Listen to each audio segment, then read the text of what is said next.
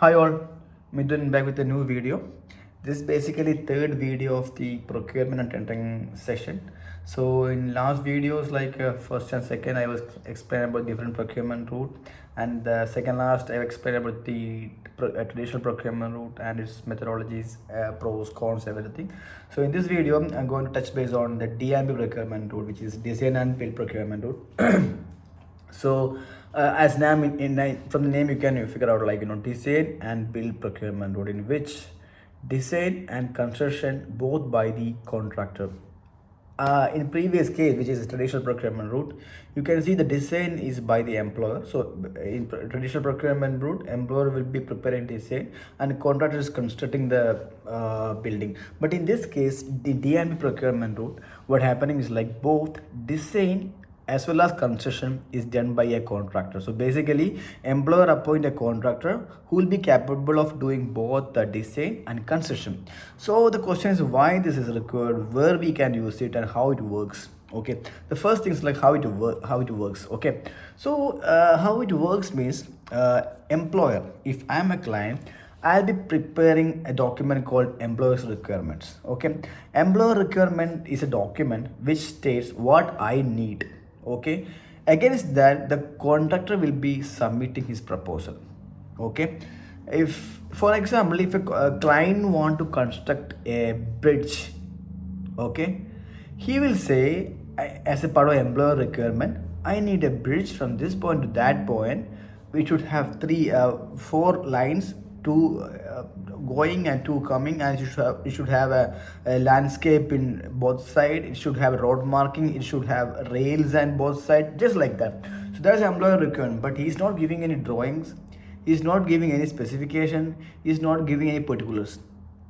Against this employer requirement, contractor will assume or imagine his own design and submit the proposal. Basically, design plus construction is going to be completely under his scope.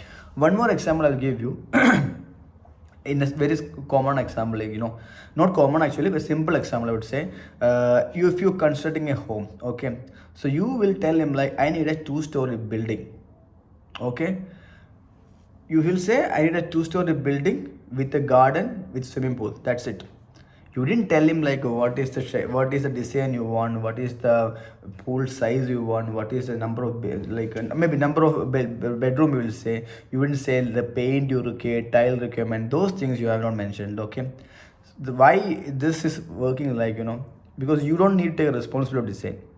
Okay, usually in a building project we don't take D&B. I'll tell you why we are not taking it. So I hope you understand how it works actually. So basically, an employer requirement will be the, against that one the contractor will propose a submittal. Okay, so basically excuse me.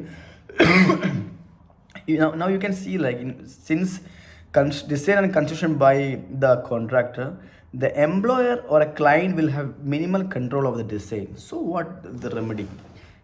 Because design, you say something as employer requirement, they're constructing, but to avoid or put some control, what employer will do is like he'll prepare a concept design sometimes. Okay, or a skeleton design or schematic design or a bridging document, or sometimes a performance specification. These document he will prepare just to ensure the control of the design, even though he will not get control, but just to ensure how it looks like.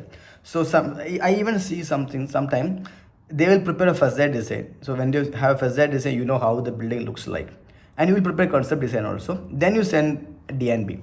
So a concept and also the facade is fixed, so aesthetically you control, but again design, remaining design, like, only concept you design now. Schematic design, detailed design, IFC stage, everything under control of the contractor. Okay, so this is how this is the way how D&B work actually. So employer requirement from contract proposal. So again, one more thing is a contract proposal might not be have all BOQ and all. Okay, because you don't have any details at that moment. What you're giving only employer requirement, this is what I want. So against that, you don't have a BOQ, nothing like that. So the breakdown, all those things might not be available at that stage. Okay, so you know that there is a lot of drawbacks. So when would we use this mechanism? Okay, for example, in traditional procurement we have seen that The one of the drawback is like time taken actually, to prepare the drawing and design, it would take a lot of time. To avoid that stage, because since DNB is a single contractor, you can early stage you can appoint the contractor. So design and construction go face to face. Or else in the traditional case, you need to have a design first, then only construction start. But in this case, there is a interface in between design and construction. Since same party doing design and construction, there might not be any coordination issues, and client will have a single point of contact. Okay, there's not much contact, only single point of contact. Okay, and again, if client don't want to take much responsibility in terms of design, okay, in that stage also we will go ahead with this DMP procurement route. Okay, and so I think I covered almost all possibilities, like AC start, minimize risk, and you have retain full control of the design, single point of responsibility.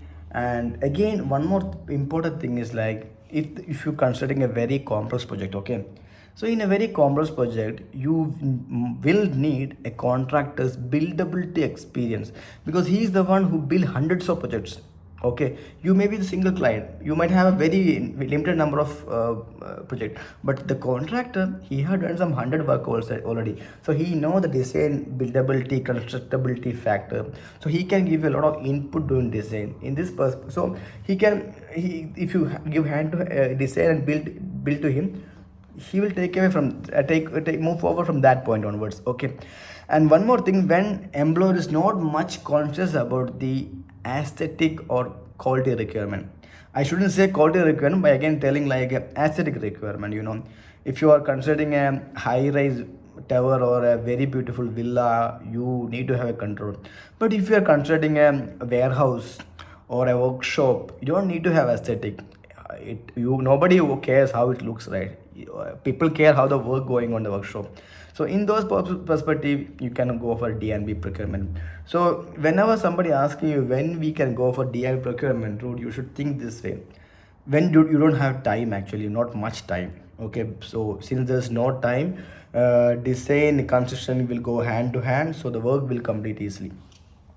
Second, you don't not much worried about the aesthetic requirement, because DNB contractor going to design his own design. You don't have as an employer, you will have limited control. Though you prepare the concept, remaining all he going to prepare. Okay, so if you have a time constraint, you have not much worried about aesthetic requirement, and you would like to have this contractor's expertise and experience in very early stage.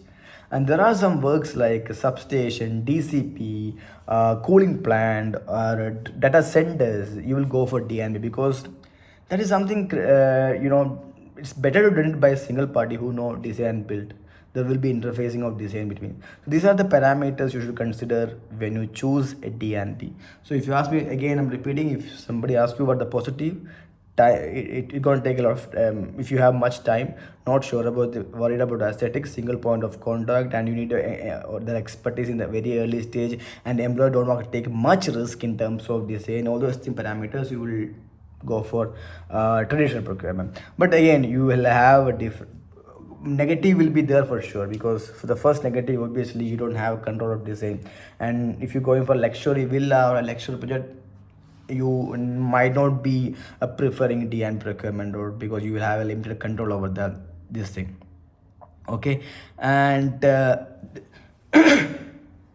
in DNB procurement, one other negative part is like, so D and B, design construction going to be under the contractor hand, so he will be obviously focused to reduce the cost of the product. Okay, so he will be focusing on less cost material and less cost fabricated material, all those things actually, which he can get easily to reduce the cost. Okay, so you don't have much control on that also. So quality parts may be or may not be, unless you other ways you have any mechanism to control that will be a little compromising actually in reality. Okay, and again, in DNB, if you send this employer requirement to 5 contractors, you don't have a BOQ firstly, because you only have employer requirement like, this is what I want, when you, without BOQ, when you're sending a proposal, different party, different contractor will submit the proposal different way. So it will be very difficult for you to compare each other and identify which is the best one. That's one of the very important negative of this DNP procurement. In tender stage, you will find very difficult, a lot of difficulties to compare the proposal between each other. And you know, in DNB, initially we giving only a skeleton design or a bridging design, and from that scratch or that 1.1 percentage, the contractor is preparing the design. In the mid, if you want to introduce any changing, that's going to be cost a lot actually, because that change is that if employer want to include some other changes, that are going to cost a lot, because you first thing, you don't have a BOQ with them, you have a lump sum item, and their design consideration will be different, your design consideration will be different, and that going to cost a lot for you. So basically these are the main negative, if you, in my view, like aesthetic issues, and the quality of the stuff cost, and because they will definitely try to reduce the cost as much as possible, less control over the design, less control over the cost also. And yes, these are the major thing. Yeah, the variation as well, these are the major thing, you know, negative actually. If you positive, like, you know, single point of contract, less risk for employer, D&B done by him, then again what time consumption, and they will use their expertise for the design, because substation kind of things are expertise required things, which the contractor can use their expertise. So that's it about the D&B procurement. I hope you understand how it works, what are the positive, what are negative. Thank you.